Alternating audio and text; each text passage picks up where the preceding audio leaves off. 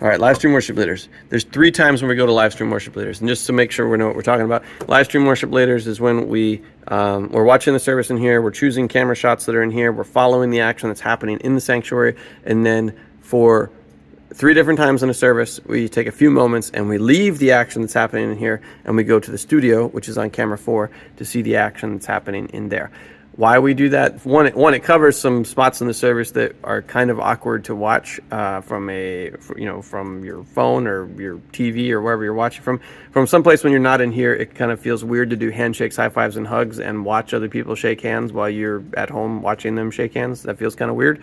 So, and it also gives us an opportunity to provide specific context for the online congregation, so that they can be connected and engaged in different ways because they have different needs than the people who are here in person. So that's why we do it.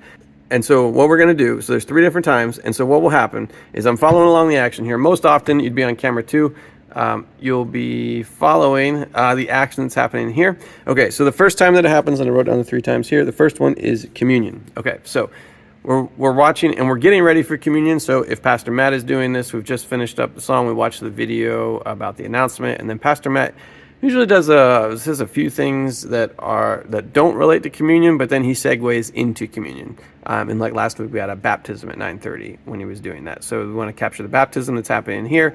And then as he segues into communion, for him, the cue for Pastor Matt is that he will be standing facing the congregation, and then he will turn around and go to the altar table. And that's our cue when Pastor Matt is doing communion, that it's time to go to the studio. Now, you should all the time, you're going to be able to see what's going on in the studio. Now, if it gets to be time that you should go to the studio, but for some reason no one's there, there's no one in front of the camera looking like they're ready to do the job they're supposed to be doing, then don't go to them, because there won't be anything to happen there. So, but if they look like they're ready to go and it's time to go, then what you would do is you'd push the 4 button down here, right? And so that would cut to the studio, okay? It's black here because that camera's not on right now. So now we're watching what's going on in the studio, and this is where it becomes really important to be wearing these headphones, because what you're going to hear in these headphones is what's happening in the studio, okay? And you have to listen to what's going on in the studio. Listen through these headphones and watch whoever's in the studio talking, most times Charlotte. You need to listen and watch to what they're doing, because you need to know when you need to click the button to come back into the sanctuary, okay? So we have this agreed upon point as to when the ball should be thrown from the sanctuary to the studio, and then we have to listen to what they say to know when the ball has to come back from the studio into the sanctuary.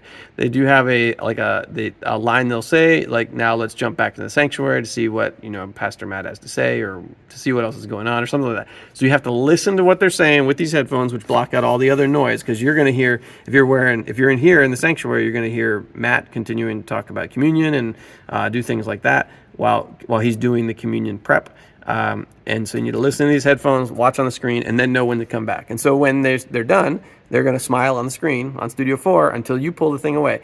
In the studio, they can see the same screen here, so they know when they're on camera and when they're off camera. So they're going to sit there and smile. Don't make it awkward. So push a button, and so they don't have to sit there and smile awkwardly. So you can push whatever button you want to come to, whichever one makes sense. You'll be able to see all 3 shots that are in here, and pick the one that makes sense to come back to the action with, and then you can continue to choose shots and switch between as the service continues to go. That's the first time. So that's probably the hardest one, because it's a little wishy-washy as to when it starts. Again, for Pastor Matt, it's when he turns around.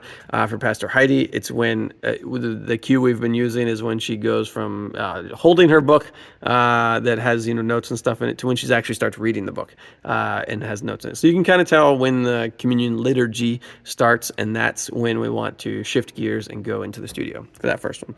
Okay, handshakes, high fives, and hugs is a little bit easier, because every time we'll be in here and we'll have probably be on a tight shot after a prayer, or maybe a wide shot, I don't know. And then I will say, or whoever is worship leader will say something like, I invite you to turn your neighbor to pass the peace of Christ, handshakes, high fives, and hugs. And that's your cue to push 4 and jump into the studio. Okay? They're going to say a brief thing about prayer is what they talk about during that break. And you need to listen, okay, and see what they say. And then when they wrap up, then you come back to what's going on in the sanctuary. Most times it ends up being about the right amount of time, 33 seconds or a little bit more. But follow what's going on in the studio. Don't just leave the studio if the studio hasn't done like a clean sign off and actually, said, let's jump back to the sanctuary. And don't stay there long while they're smiling at the camera, waiting for you to push the button to click off and go back to the sanctuary. Okay?